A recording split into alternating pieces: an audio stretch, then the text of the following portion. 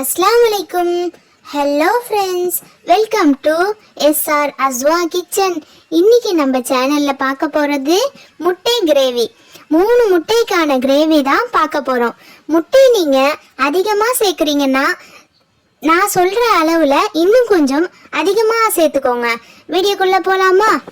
வாணல்ல 2 table spoon oil சேர்த்துக்கோங்க. 2 medium size வெங்காயம் சேர்த்துக்கோங்க. பூண்டு 5 பற்கள் சேர்த்திருக்கேன்.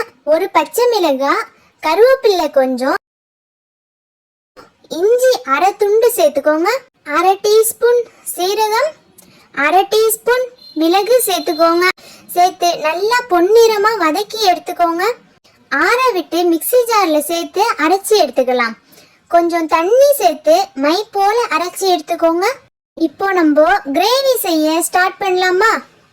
அதுக்கு கடாயில 2 டேபிள் ஸ்பூன் எண்ணெய் சேர்த்துக்கோங்க. கருவேப்பிலை கொஞ்சம் சேர்த்துக்கோங்க. பொடி பொடியா கட் பண்ணி வச்ச வெங்காயம் சேர்த்துக்கோங்க. 5 நிமிஷம் வதக்கிட்டு ஒரு தக்காளி பொடி பொடியா கட் பண்ணி சேர்த்துக்கோங்க. உப்பு 1 டீஸ்பூன் சேர்த்துக்கோங்க. பீன்ஸ் 5 பொடி பொடியா கட் பண்ணி சேர்த்திருக்கேன்.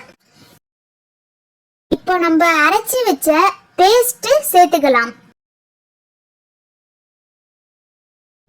தண்ணி தேவையான அளவு சேர்த்துக்கோங்க. நான் 3/4 கிளாஸ் தண்ணி சேர்த்திருக்கேன். தயிர் 1 டேபிள் ஸ்பூன் சேர்த்துக்கோங்க. நல்லா கிளறி விட்டுருங்க. 1 டீஸ்பூன் மிளகாய் தூள், 1 டீஸ்பூன் மல்லித்தூள், 1 டீஸ்பூன் கரம் மசாலா சேர்த்துக்கோங்க. எல்லா மசாலாவும் நல்லா கிளறி விட்டு மூடி போட்டு மூடிடுங்க. 5 நிமிஷம் கழிச்சு நல்லா கிளறி விட்டு முட்டையை சேர்த்துக்கோங்க. நான் முட்டையெல்லாம் கட் பண்ணி சேர்த்துருக்கேன். நீங்க கட் பண்ணி சேர்க்கிறனா சேர்த்துக்கோங்க. இல்ல வேக வச்ச முட்டைய நீங்க கட் பண்ணாம சேர்த்துக்கிறனாலும் சேர்த்துக்கலாம்.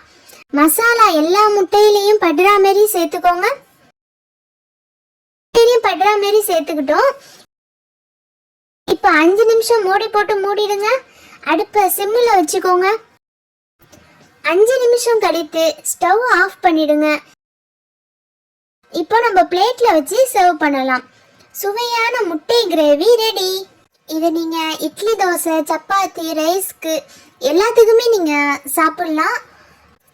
வீடியோ உங்களுக்கு பிடிச்சிருந்தா உங்க ஃப்ரெண்ட்ஸ் அண்ட் ஃபேமிலிஸ்க்கு ஷேர் பண்ணுங்க, லைக் பண்ணுங்க, மறக்காம சப்ஸ்கிரைப் பண்ணிடுங்க.